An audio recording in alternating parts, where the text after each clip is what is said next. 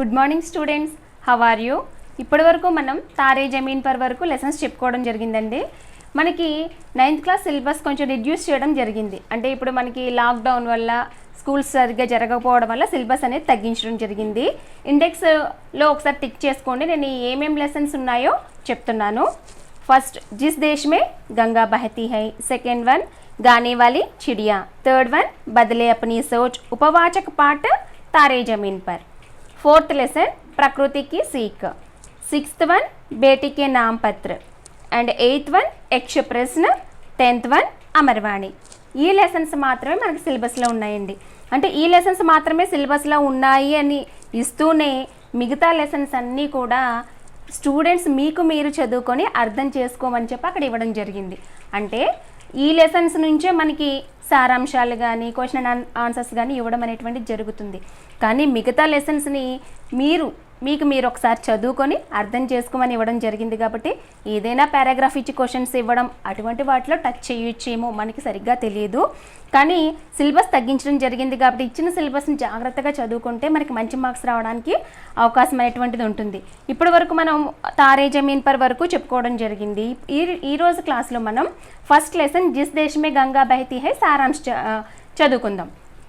జిస్ దేశ్ మే Ganga బహతీ high సారాంశ అంటే మనకి question పేపర్లో పద్యభాగ్ గద్యభాగు రెండిట్ల నుంచి సారాంశ రాయాల్సి ఉంటుంది. పద్యభాగ్ సారాంశకి 6 మార్క్స్, గద్యభాగ్ సారాంశకి 6 మార్క్స్ ఇవ్వడం జరుగుతుంది. అంటే మనకి ఇప్పుడు చూడండి జిస్ దేశ్ మే గంగా బహతీ హై, నెక్స్ట్ ప్రకృతికి సీక్, అమర్వాణి. అంటే మనకి పద్య భాగాలు వచ్చేటప్పటికి ఇవే ఉన్నాయి కాబట్టి జాగ్రత్తగా మనం ఒక 2 పద్య భాగాలు జాగ్రత్తగా సారాంశాలు చదువుకుంటే మిస్టేక్స్ లేకుండా నేర్చుకుంటే మనకి ఫుల్ మార్క్స్ రావడానికి ఛాన్స్ అనేది ఉంది. ఓకే, మనం ఎప్పుడైనా సారాంశం రాయడం స్టార్ట్ చేసినప్పుడు ఫస్ట్ కవి పరిచయం రాసి, అంటే అది పద్య భాగానికైనా గద్య భాగానికైనా ఖచ్చితంగా కవి పరిచయం ఉంటుంది కాబట్టి కవి పరిచయం రాసి సారాంశం రాయడం అనేటువంటిది స్టార్ట్ చేయాలి. Students, all of you open your study materials, page number 9. Question ఏ విధంగా అడగొచ్చో చూడండి. అంటే 6 మార్క్స్కి డైరెక్ట్గా జిస్ దేశ్ మే గంగా బహతీ హై సారాంశ్ లిఖియే అని అడగొచ్చు, లేదంటే క్వశ్చన్ని 2-3 రకాలుగా అడగొచ్చు. ఇస్ గీత్ కా సార్ అపనే శబ్దోं में लिखिए. ఇస్ గీత్ కా సార్ అంటే ఇక్కడ ఏంటి, జిస్ దేశ్ మే గంగా బహతీ హై గీత్ కదా అది, ఈ గీత యొక్క సారాంశం మీ మాటల్లో రాయమనొచ్చు. ఆర్ भारतीयों की महानता के बारे में कवि शैलेंद्र कुमार की भावनाओं को अपने शब्दों में लिखिए. भारतीयों की महानता के बारे में ఇండియన్స్ యొక్క గొప్పతనం గురించి శైలేంద్ర కుమార్కి భావనాओं కవి శ్రీ శైలేంద్ర కుమార్ యొక్క ఫీలింగ్స్, భావనాओं అంటే ఫీలింగ్స్ని అపనే శబ్దమే లిఖి అంటే ఆయన తన భావనల్ని ఏ విధంగా ఎక్స్ప్రెస్ చేశారో మిమ్మల్ని తెలియచేయమంటున్నారు. లేదా ప్రశ్న ఏ విధంగా అడగొచ్చు అంటే జిస్ దేశ్ మే గంగా బహతీ హై गीत में भारतीयों की महानता के बारे में सुंदर वर्णन किया गया है, समझाइए. जिस देश में गंगा बहती है గీత్లో భారతీయోं की महानता के बारे में ఇండియన్స్ యొక్క గ్రేట్ క్వాలిటీస్ గురించి సుందర్ వర్ణన్ కియా గయా హై బ్యూటిఫుల్గా వర్ణించడం అనేటువంటిది జరిగింది. సమझाइए దాని గురించి తెలియచేయమని అడగొచ్చు. జిస్ దేశ్ మే గంగా బహతీ హై పాఠ్ కా సారాంశ్ అపనే శబ్దోं में लिखिए డైరెక్ట్గా అడగొచ్చు. ఎలా, జిస్ దేశ్ మే గంగా బహతీ హై కవిత సారాంశాన్ని రాయమని అడగొచ్చు. ఓకే, సారాంశ్ చూడండి. సారాంశ్ రాసేటప్పుడు ఫస్ట్ ఏం రాయమని చెప్పాను, కవి పరిచయం రాయమని చెప్పాను. కాబట్టి కవి ఎవరు, కవి శైలేంద్ర కుమార్, జీవన్ కాల్ 1923, 1923లో ఈయన జన్మించడం జరిగింది. 1966 1966లో శైలేంద్ర కుమార్ గారు చనిపోవడం జరిగింది. విశేషత ఏం, శైలేంద్ర కుమార్ యొక్క విశేషతలు. కई ప్రసిద్ధ ఫిల్మీ గీతోంకి రచన, కई ప్రసిద్ధ ఫిల్మీ గీతోంకి ఈయన చాలా ఫేమస్ ఫిల్మ్ సాంగ్స్ రచించడం జరిగింది. ప్రస్తుతం మనకి ఇవ్వబడిన జిస్ దేశ్ మే గంగా బహతీ హై కూడా ఒక ఫేమస్ ఫిల్మ్ సాంగే. 3 बार फिल्म फेयर अवार्ड से सम्मानित, 3 बार फिल्म फेयर अवार्ड से सम्मानित, 3 times ఈయనకి ఫిల్మ్ ఫేర్ అవార్డుతో సన్మానించడం అనేటువంటిది జరిగింది. ఓకే, సారాంశ్ చూడండి. జిస్ దేశ్ మే గంగా బహతీ హై నామక్ కవిత కే కవి హై శ్రీ శైలేంద్ర కుమార్. ఆల్రెడీ చెప్పుకోవడం జరిగింది కదా. జిస్ దేశ్ మే గంగా బహతీ హై కవి ఎవరు, శ్రీ శైలేంద్ర కుమార్. ఇప్పటికి మీకు అందరికీ వచ్చేసి ఉండాలి.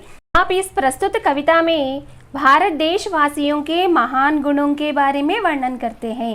आप इस प्रस्तुत कविता में, श्री शैलेंद्र कुमार, प्रस्तुत कविता जिस देश में गंगा बहती है लो भारत देशवासियों के महान गुणों के बारे में वर्णन करते हैं।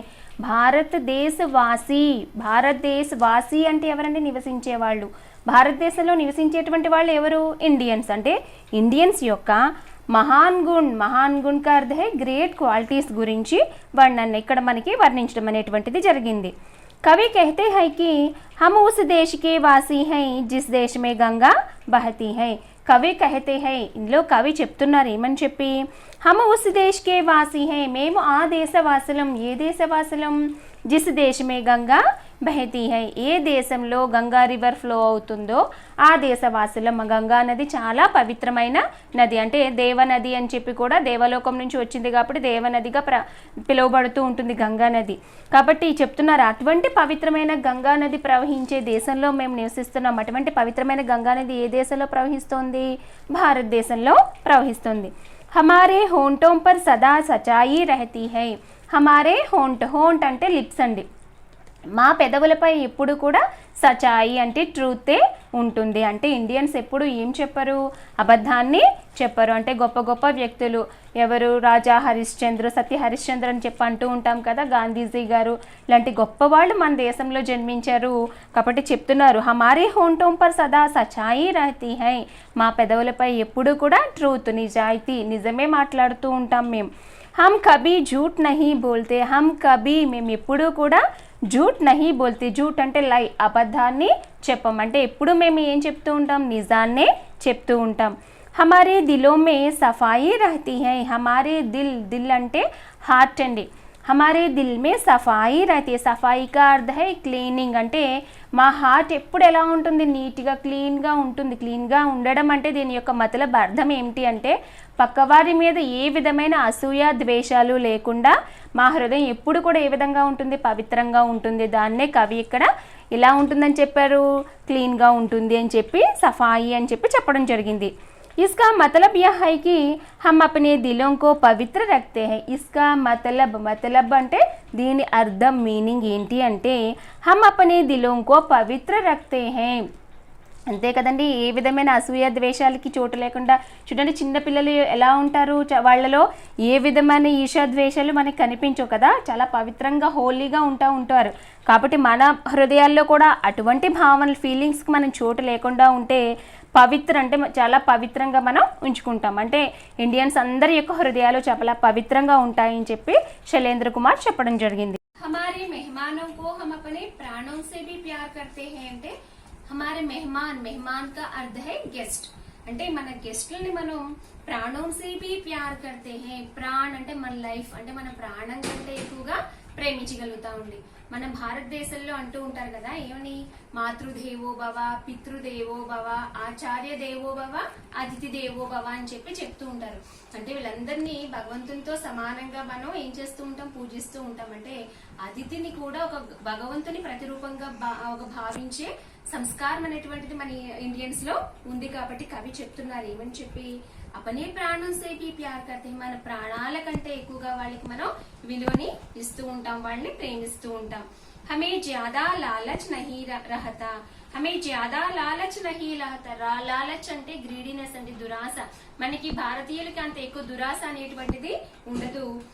హమ్ బహుత్ తోడే మే హీ గుజారా కర్తే హై. హమ్ బహుత్ తోడే మే హీ, థోడే కా అర్థ హై లెస్ అన్నమాట. అంటే గుజారా కర్నా అంటే మన లైఫ్ ని గడపడం.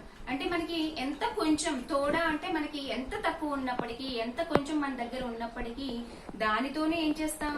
గుజారా కర్తే హై, మన లైఫ్ ని స్పెండ్ చేయడం, మన లైఫ్ ని గడపడం అనేటువంటిది జరుగుతుంది. అంతేగాని పక్క వాడికి అది ఉంది ఇది ఉంది అని చెప్పి వాళ్ళని చూసి మనం ఎప్పుడు అసూయ పడే, ఈర్ష పడే ఒక మనస్తత్వం మనకి ఇండియన్స్ లో లేదు అని చెప్పి కవి చెప్తున్నారు. తనకి ఉన్న దాంతో తృప్తిగా జీవించగలిగే స్వభావం ఎవరిలో ఉందిటండి?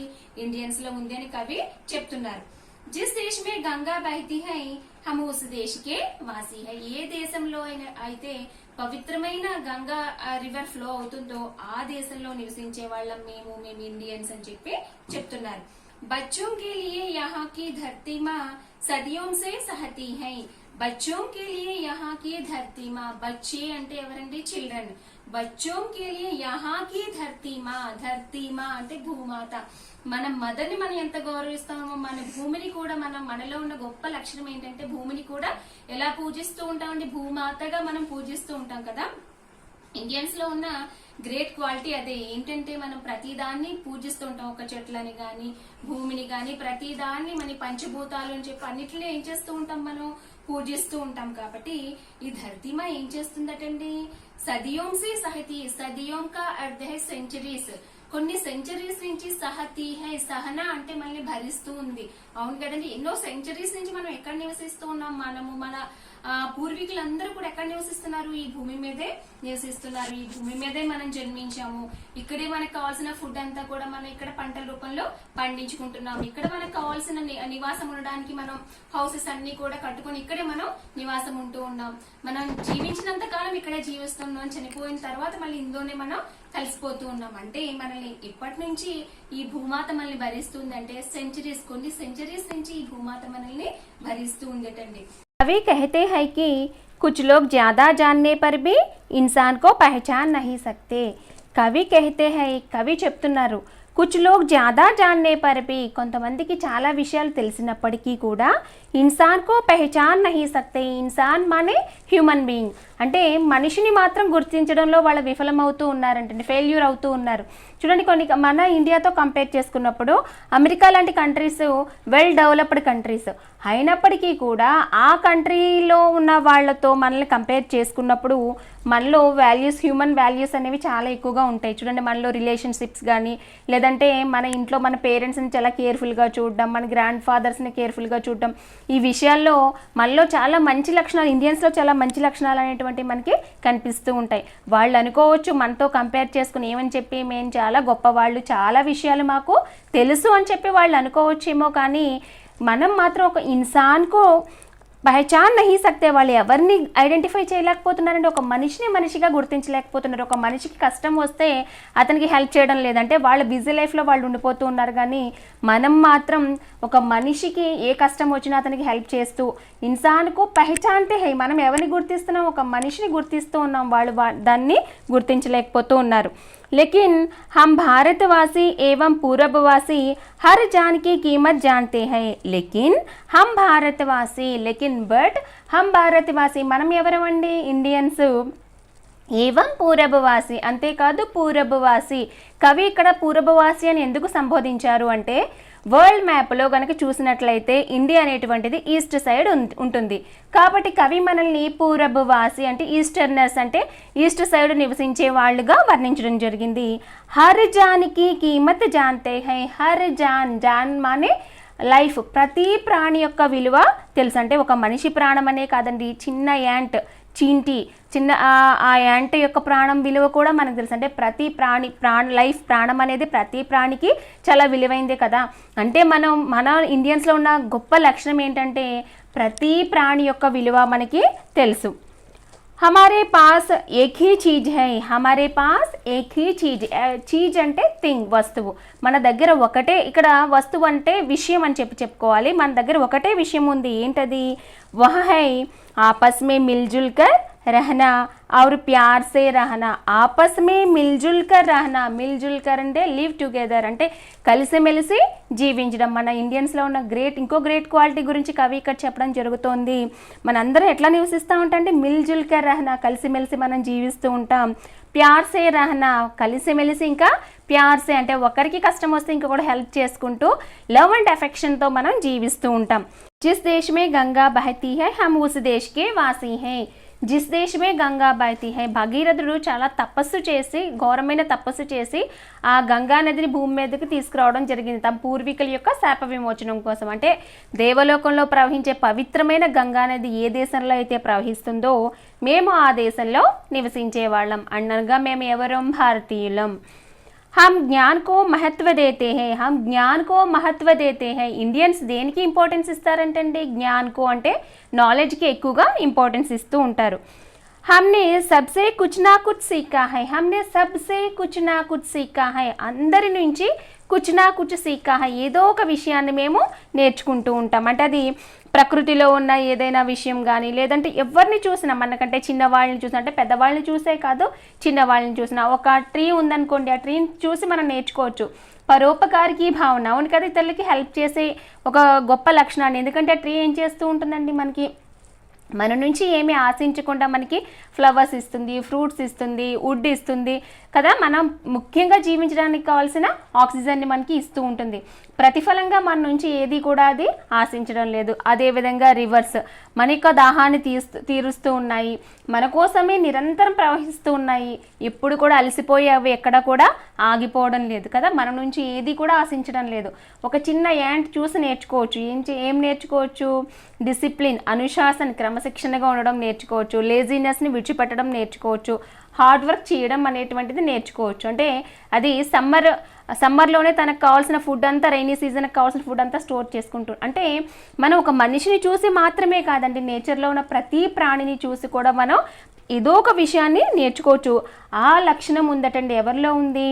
మన ఇండియన్స్లో ఉంది అని చెప్పి కవి చెప్తున్నారు.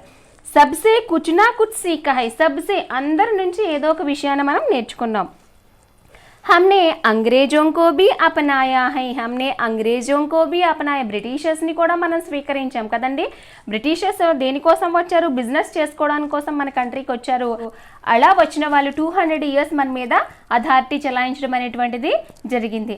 అలా చేసిన వాళ్ళని కూడా మనం స్వీకరించాం. చూడండి, సర్ ఆర్థర్ కాటన్ గారు డ్యామ్స్ కట్టి మనకి చాలా మేలు చేశారని చెప్పి మనం భావించి, మనం బస్సులో కానీ ట్రైన్లో కానీ వెళ్తున్నప్పుడు ఆయన స్టాట్యూస్ చాలా మనకు కనిపిస్తూ ఉంటాయి. అంటే అటువంటి బ్రిటిషర్స్ స్టాట్యూస్ కూడా మనం పెట్టుకున్నాం. అంటే అంత గొప్ప లక్షణాలు కలిగిన వాళ్ళు ఎవరు అంటే మన ఇండియన్స్. అంటే అంగ్రేజోं को भी अपनाया है, బ్రిటిషర్స్ని కూడా మనం స్వీకరించాం.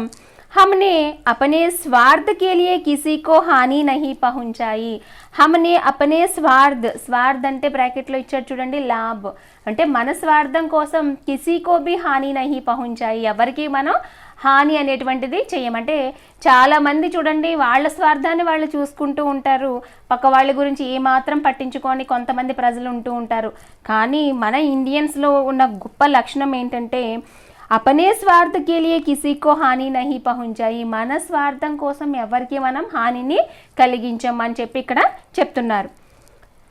हम ही नहीं, इस बात को सारी दुनिया से कहती है कि जिस देश में गंगा बहती है हम उस देश में रहने वाले भारतीय हैं. हम ही नहीं, इस बात को सारी दुनिया से कहती है. हम ही नहीं, మనం మాత్రమే చెప్పుకోవడం లేదు మేము ఇండియన్స్, మేము చాలా గొప్పవాళ్ళం అని చెప్పి, మేము ఎప్పుడు నిజాయితీతో ఉంటాము, పక్కవాడికి ఏ విధమైన హాని కలిగించం, మాకు ఉన్న దాంట్లోనే మేము జీవిస్తామని చెప్పి మన గొప్ప లక్షణాలని మనం చెప్పుకోవడం మాత్రమే కాదు, సారీ దునియాసే కహతీ హై, మొత్తం ప్రపంచంతోటే మన యొక్క గొప్ప లక్షణాలు చెప్పబడుతున్నాయటండి. जिस देश में गंगा बहती है हम उस देश में रहने वाले భారతీయ హై, ఏ దేశంలో అయితే గంగా నది ప్రవహిస్తుందో ఆ దేశంలో నివసించే భారతీయులం మేము, మాలో చాలా గొప్ప లక్షణాలు ఉన్నాయని చెప్పి కవి చెప్తున్నారు. ఓకే, ఇది కవిత యొక్క సారాంశం అండి. జాగ్రత్తగా చదువుకొని, అంటే 6 మార్క్స్కి మనకి సారాంశం ఇవ్వడం అనేటువంటిది జరుగుతుంది కాబట్టి ఏ విధమైన మిస్టేక్స్ లేకుండా మనకి చాలా టైం దొరుకుతుంది కాబట్టి దీన్ని జాగ్రత్తగా ప్రాక్టీస్ చేసి రాయడానికి ట్రై చేయండి. అభివ్యక్తి సృజనాత్మకతలో 3 క్వశ్చన్స్ ఇవ్వడం జరిగిందండి. ఆల్రెడీ అర్ధగ్రాహ్యత ప్రతిక్రియలో ఇచ్చిన క్వశ్చన్స్ మనం హోంవర్క్ ఇచ్చినప్పుడు ఎక్స్ప్లెయిన్ చేసుకోవడం జరిగింది. ఈ 3 క్వశ్చన్స్ కూడా ఎక్స్ప్లెయిన్ చేస్తాను. ఫస్ట్ లెసన్ నుంచి సారాంశ కానీ ఖచ్చితంగా స్మాల్ క్వశ్చన్ కానీ రావడం జరుగుతుంది కాబట్టి కేర్ఫుల్గా మీరు చదవాల్సి ఉంటుంది. 3 క్వశ్చన్స్ కూడా ఎక్స్ప్లెయిన్ చేస్తున్నాను అభివ్యక్తి సృజనాత్మకతలో. చూడండి, ఫస్ట్ వన్, गीत में कवि ने मिलजुल कर रहने के लिए क्यों कहा होगा.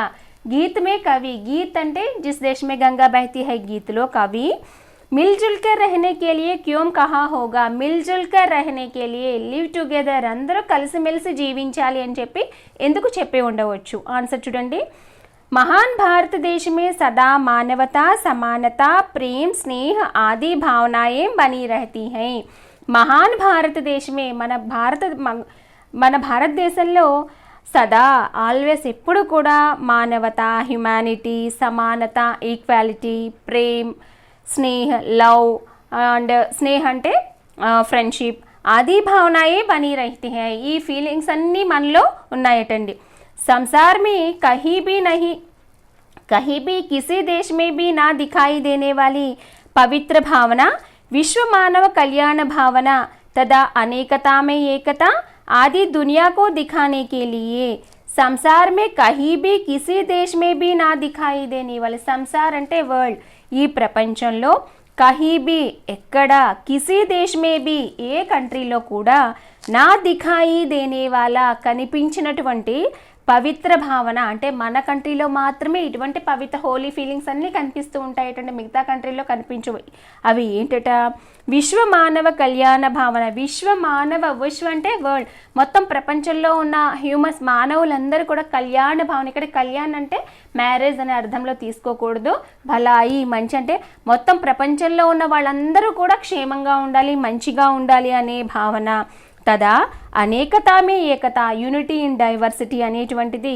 ఆది దునియాకు దిఖానే కే లియే ఈ ప్రపంచానికి చూపించడం కోసం भारत को दुनिया के सामने आदर्श देश बनाने के लिए भारत को दुनिया के सामने మన ఇండియాని ఈ వరల్డ్ ముందు ఆదర్శ దేశ్ అంటే ఒక ఆదర్శవంతమైన ఒక కంట్రీగా చూపించడం కోసం గీత్ మే కవి మిల్జుల్ కర్ రహనే కో కహా హోగా ఈ గీత్లో కవి మనందరినీ కూడా కలిసిమెలిసి ఉండాలి అని చెప్పి ఉండవచ్చు అంటే మనందరం కలిసి ఉన్నప్పుడే పైన చెప్పుకున్న భావనలన్నీ కూడా జరుగుతాయి సెకండ్ వన్ हमें अपने मेहमान के साथ कैसा व्यवहार करना चाहिए हमें अपने मेहमान के साथ मन गेस्ट तो ఏ విధంగా వ్యవహార్ का अर्थ है బిహేవియర్ మన గెస్ట్ తో మనం ఏ విధంగా బిహేవ్ చేయాలి లేదా భారతీయ मेहमानों के साथ कैसे व्यवहार करते हैं మన ఇండియన్స్ గెస్ట్ తో ఏ విధంగా బిహేవ్ చేస్తారు ఆన్సర్ చూడండి मेहमान का अर्थ है अतिथि मेहमान का अर्थ है मेहमान అంటే మీనింగ్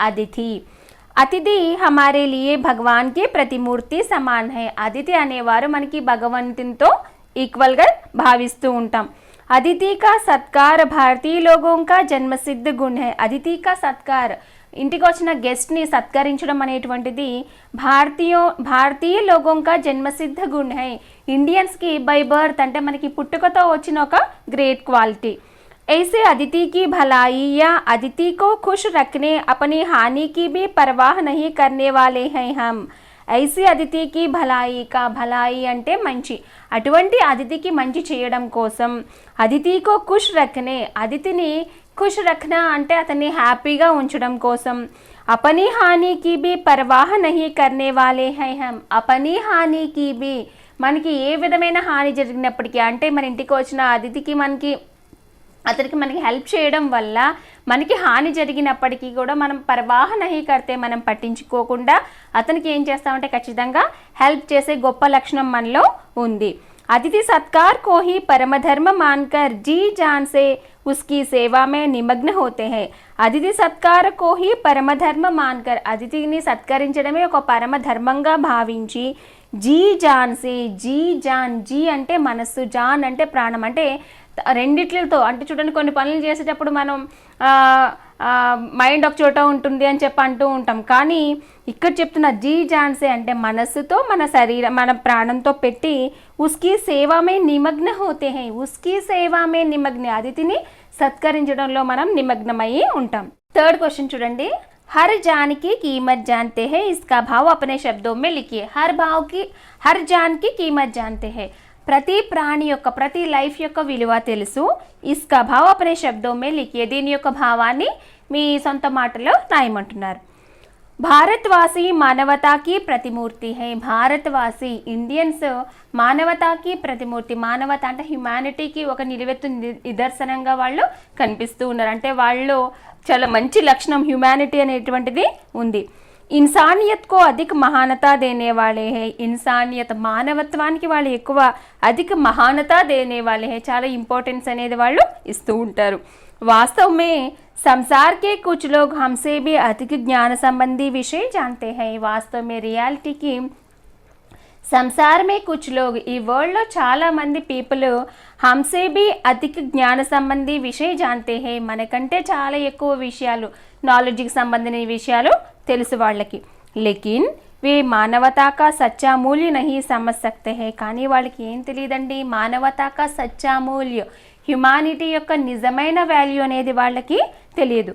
విశ్వ కే మానచిత్ర మే భారత్ పూరబ్ మే హై, విశ్వ కే మానచిత్ర మే వరల్డ్ మ్యాప్లో భారత్ పూరబ్ మే హై, ఇండియా అనేటువంటిది పూరబ్ అంటే ఈస్ట్ సైడ్ ఉండడం అనేటువంటిది జరిగింది. ఇస్లియే భారతీయోంకో పూరబ్వాసీ బి కహతే హై, అందువల్ల భారతీయోంకో ఇండియన్స్ని పూరబ్వాసీ బి అంటే ఈస్టర్నర్స్ అని చెప్పి కూడా పిలుస్తూ ఉంటారు. ఈస్ట్ సైడ్ ఉన్నాం కాబట్టి మనల్ని తూర్పు దేశవాసులు అని చెప్పి పిలుస్తూ ఉంటారు. ఏ లోగ్ హర్ ప్రాణి కా మహత్వ జాన్తే హై, వీరికి హర్ ప్రాణి కా మహత్వ జాన్తే హై, ప్రతి ప్రాణి యొక్క విలువ వారికి తెలుసు. ఉన్కా ఆదర్ కర్తే హై, వారికి ప్రతి ప్రాణి యొక్క విలువ తెలియడం మాత్రమే కాదు, ఆదర్ కర్తే హై అంటే ప్రతి వారికి కూడా రెస్పెక్ట్ అనేది కూడా ఇస్తారు. ఓకే, ఈ 3 క్వశ్చన్ అండ్ ఆన్సర్స్ అర్థమైనాయి కదండి. నెక్స్ట్ టెక్స్ట్ బుక్లో పేజ్ నెంబర్ 5లో భాషకి బాత్ ఇచ్చారు చూడండి. భాషకి బాత్ ఫస్ట్ వన్, ఆలో ఉదాహరణ కే అనుసార్ వాక్య బనాయి అని ఇచ్చాడు. ఉదాహరణ కే అనుసార్ వాక్య బనాయి, అక్కడ యహ ప్లస్ మే ఇస్ మే అని ఇచ్చాడు. ఇక్కడ చూడండి బోర్డు మీద రాశాను యహ ప్లస్ మే. ఇక్కడ ఇస్మే అనే వర్డ్ ఏ విధంగా వస్తుంది అంటే యహ అనేదానికి మే అనేదాన్ని కలిపితే ఇస్మే అనేది వస్తుంది. యహ ప్లస్ మే ఇస్మే అవుతుంది. ఎగ్జాంపుల్ ఏమి ఇచ్చారు, యహ ఉపవన్ హై ఇస్మే ఫూల్ హై, యహ ఉపవన్ హై, ఉపవన్ అంటే గార్డెను, ఇస్మే ఫూల్ హై, ఇందులో ఏమున్నాయి, ఫ్లవర్స్ అనేవి ఉన్నాయి. గార్డెన్లో ఏముంటాయి, ఫ్రూట్స్ ఫ్లవర్స్ ఉంటాయి కాబట్టి గార్డెన్లో ఇందులో ఏమున్నాయంటే ఫ్లవర్స్ అనేవి ఉన్నాయి అని చెప్పారు. సెకండ్ వన్ చూడండి, జో ప్లస్ మే జిస్మే, ఈ జిస్మే అనే వర్డ్ జో ప్లస్ మే, జోకి మే అనే దాన్ని కలపడం వల్ల జిస్మే అనే పదం వస్తుంది. జిస్మే అంటే దానిలో అని అర్థం. యహ రాము కా ఆల్బమ్ హై, వాక్యాన్ని ప్రయోగించాను చూడండి. యహ రాము కా ఆల్బమ్ హై, ఇది రాము యొక్క ఆల్బమ్. జిస్మే కై డాక్ టికెట్ హై, జిస్మే దానిలో కై డాక్ టికెట్ హై, డాక్ టికెట్ అంటే పోస్టల్ స్టాంప్స్. ఆల్బంలో ఏమున్నాయండి, దానిలో పోస్టల్ స్టాంప్స్ ఉన్నాయి. అర్థమైంది కదండి. ఇస్మే అనేది యహకి మే అనే దాన్ని కలపడం వల్ల వచ్చింది. జిస్మే అనేటువంటిది జో ప్లస్ మే, జోకి మే అనేది యాడ్ చేయడం వల్ల జిస్మే అనే వర్డ్ అనేది రావడం జరిగింది.